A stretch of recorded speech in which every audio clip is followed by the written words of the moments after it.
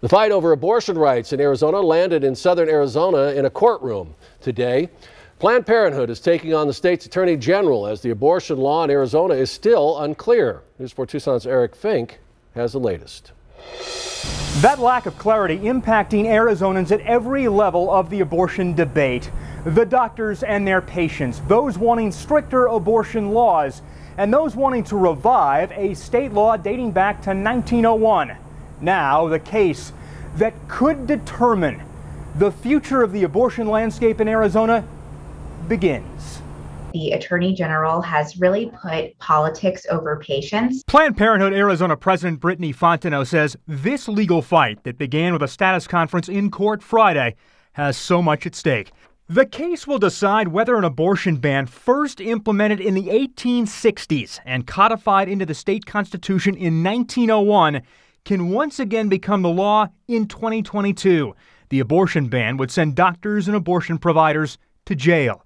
The more than century-old ban gives only one exception: to save the life of the mother.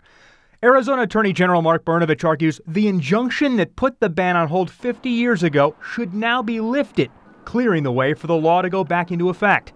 In a statement, the Attorney General's office says, quote, "The Supreme Court rightly returned this important issue to our elected representatives. In Arizona, our legislature has consistently reaffirmed our existing law prior to Roe v. Wade, most recently with legislation passed by lawmakers and signed by the governor earlier this year.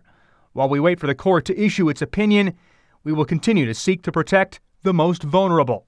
The fact of the matter is we have 5 decades worth of laws that our state legislature has passed, and these are laws that recognize and regulate abortion as a lawful medical procedure in the state of Arizona. U of A law professor Chris Griffin says the abortion laws passed in Arizona over the last 120 years can't be ignored. It would be strange if the people speaking through the legislature in the 21st century don't have at least as much of a say, if not a greater one, than the legislature of the 20th century and before.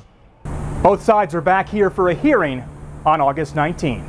At the Superior Court, I'm Eric Fink, News 4 Tucson.